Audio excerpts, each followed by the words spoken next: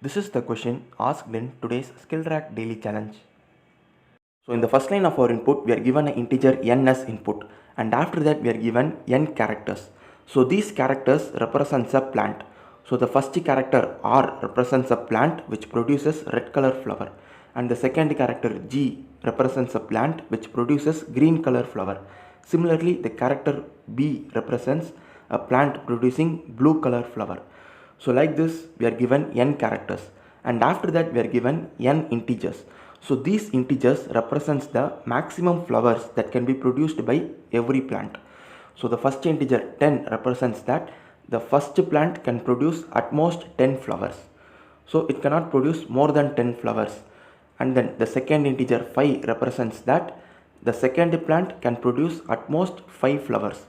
So like that, every integer represents the maximum number of flowers that can be produced by that particular plant.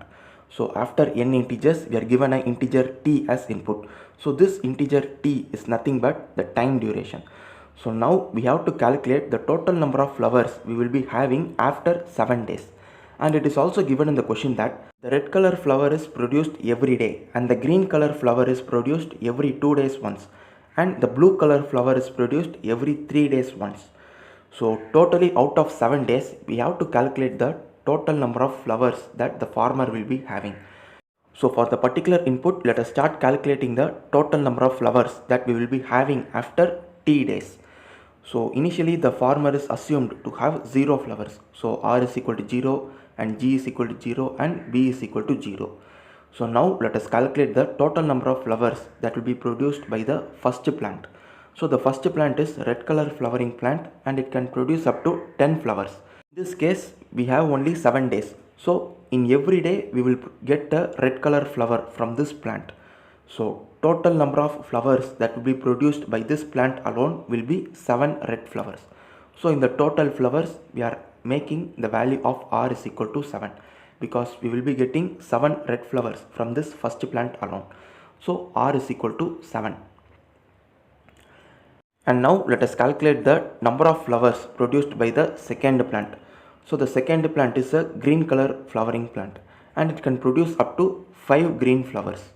So the total number of days we have is 7, and the green color flower is obtained only every 2 days. So totally out of 7 days, in the first day we won't get a green flower, and in the second day we will get a green flower, and in the third day we won't get a flower, and in the fourth day we will get a flower. Similarly, in the fifth day we won't get a flower, and in the sixth day we will get a flower.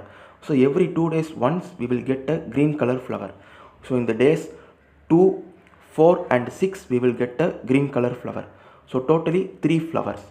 So in the 7-day time period we will be getting 3 green color flowers from this second plant.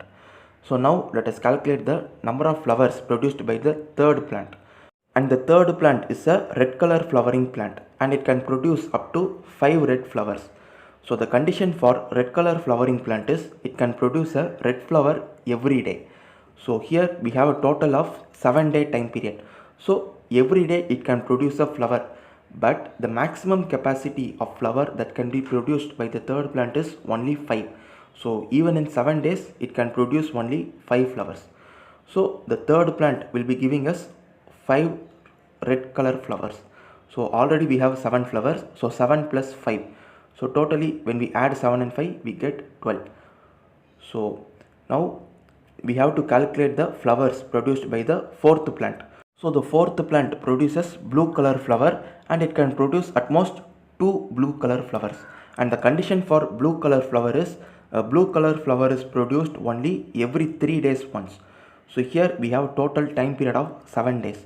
So in the first day and second day we won't get a blue flower, but in the third day we will get a blue flower, and in the fourth and fifth day we won't get a blue flower, and in the sixth day we will get a blue flower, and in the seventh day we won't get a blue flower, and totally there are only 7 days. So in the days 3 and 6 we will get a blue flower. So totally in the 7-day time period we can get up to 2 blue flowers. So I am setting B is equal to 2. So now these are the total number of flowers that we will be getting after 7 days. So totally we will be getting 12 red flowers and 3 green flowers and 2 blue flowers. So that is what we are printing in our output also. So 12, 3 and 2. So these are the flowers that we will be getting after 7 days for the particular input. So now let us see how to write a C program for this. So first I am creating two integer variables named n and t, and in the next line I am accepting the value of the integer n using a scanf statement, and in the scanf statement after %d I am including /n because next we have to accept a character as input. So we have to move to the next line. So I am including /n after %d. So now we have to accept n characters and n integers. So I am creating a character array named flowers of size n, and then I am creating an integer array named maximum capacity of size n to store our input values. So now first we are given a n characters as input. So we have to create a for loop that iterates for n times, and in every iteration we have to accept a character and store it into the flowers character array. Similarly, we have to create another for loop that iterates for n times, and we have to accept n integers and store it into the maximum capacity array. And finally after that we are given an integer t as input. So t is nothing but the total time duration. So now we have to implement our logic. So to implement our logic I am creating 4 integer variables named current day, and I am setting it to 1, and I am creating 3 more variables named r, g and b, and I am initially setting all of them as 0. So now our output will be stored in the variables r, g and b. So we will be calculating the flower production every day. So I am creating a loop that iterates for t times. So in the condition of the while loop I am giving current day less than or equal to t. So this loop will be iterating for t times, and in every iteration we are incrementing the value of the variable current day by 1. So current day plus plus. So now we have to calculate the flower produced by each and every plant. So I am creating a for loop that iterates through every plant, and we will be checking whether at current day we will get a flower from that particular plant or not. So the total number of plants is 7. So I am creating a loop that iterates for 7 times. So this I loop iterates from 0 to n, and in every iteration we will be checking whether is it possible to get a flower from that plant on that particular day. So first let us see the condition for a green color flowering plant. So if we need to get a green color flower from a plant, then it must be represented by the character G. So first I am checking whether flowers of I is equal to G or not. And the next condition is we have to check whether the maximum capacity of I is greater than 0, because a particular plant can produce only that many number of flowers. It cannot produce more number of flowers. So we will be checking whether the maximum capacity is greater than 0.